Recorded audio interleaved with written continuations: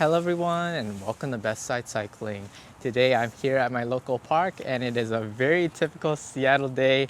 It's wet, it's dark, it's a little cold, but I figured I'd go over this video to run through some of the kit that I wear, that I have on the bike that helps me sort of ride every day here. And this video is really going to be tuned towards those of you that are just sort of riding normally, commuting or e-biking.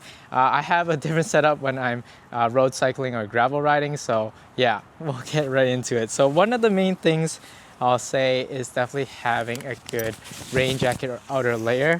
There's many ones to choose from, but I'd say that here you see me sport the Cleverhood a lot, and I really like this Anorak jacket.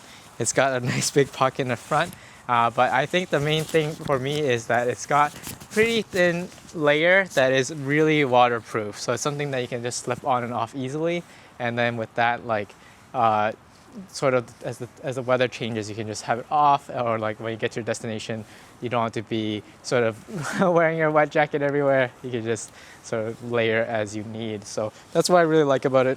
Definitely support them. I do have a discount code for 15% off, so if you're interested in that, you can check that out below. But the next one I'll say that has really helped in terms of this weather is the bar mitts. So these are things that you just attach onto the handlebars. They're super easy to take on and off.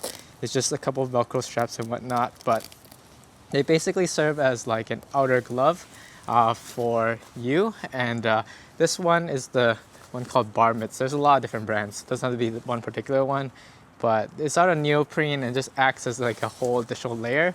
So I usually combine this with my shower pass wool glove, which is pretty warm. And then this basically is the insulation to keep this one just definitely dry enough that no matter how hard it rains, it's really hard to soak through the combo of two of these together. So that's what I really like about it.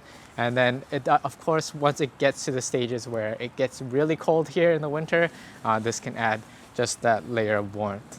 And then from there, next, I'll definitely put it out to the rain pants. So I'm wearing a set here that might be a little hard to see. They're from Gore-Tex in particular. There's a lot of different brands that offer them. A lot of them you also can just slip on.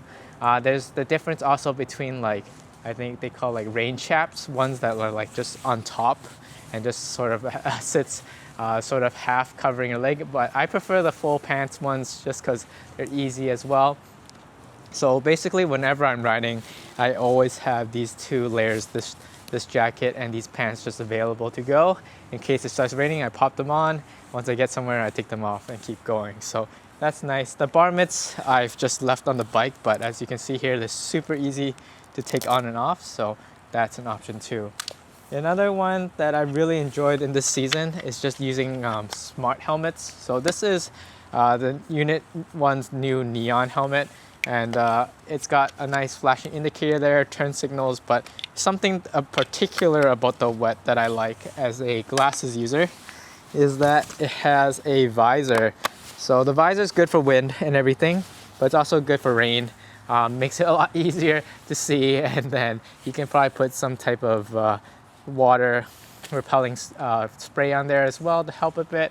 But yeah, I found this a lot easier than managing with my glasses, especially when it gets to rain quite a heavy bit amount. But visibility is key in everything else. And yeah, those are some really key pieces. I'll say the next tier is probably my shoes.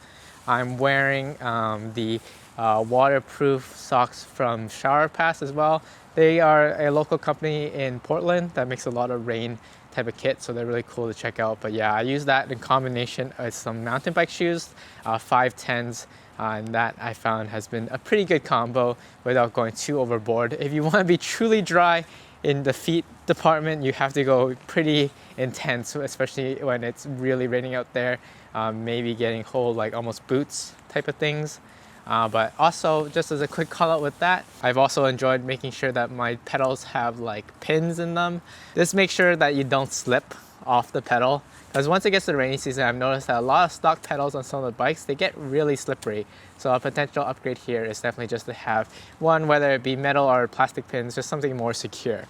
But talking about the bike next, this is the Wombi, the Tiern HSD, and they have a cool, nice couple features that really make this easy for this type of riding as well.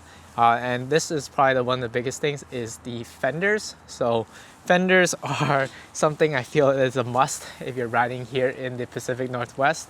As much water as we get coming down from the sky, there's so much more of it that's just pulled on the ground, and you're just bringing that all up. So especially the front fender, it just prevents your shoes from getting completely soaked immediately and protects your drivetrain as well. People think a lot about the rear fender, but that's usually just for this, maybe just for your back and then your friends. So both of them very important, and then making sure that they actually go having a more fuller coverage, because you can get, not all fenders are equal. Some of them are a lot more narrower, a lot shorter. So as wide as you can. If you already have an existing fender, you can even upgrade it using by creating your own buddy flap.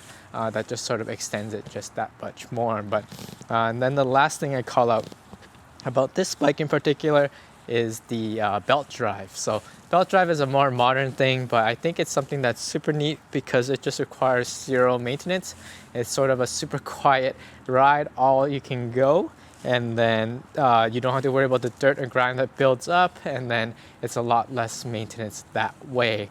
I'd say the main downside with the belt drive is usually the fact that you have to use a hub, and then it's a little different. And I think the net effect of that, usually it might not be the most efficient drivetrain in comparison, but I think on an e-bike it's the perfect situation because you have the ample power, and having the hub, it means everything is also contained in there maintenance wise. It just makes it for a really smooth and easy experience if you're just riding day in, day out. So yeah, I'd say those are basically the main pieces of kit that I rely on to ride day to day here in Seattle. Let me know your thoughts or your questions. I actually have discount codes on most of the items I mentioned down below, so if you want interested and want to check those out, please do so. And with that, happy to cover more, so I'll see you all in the next video.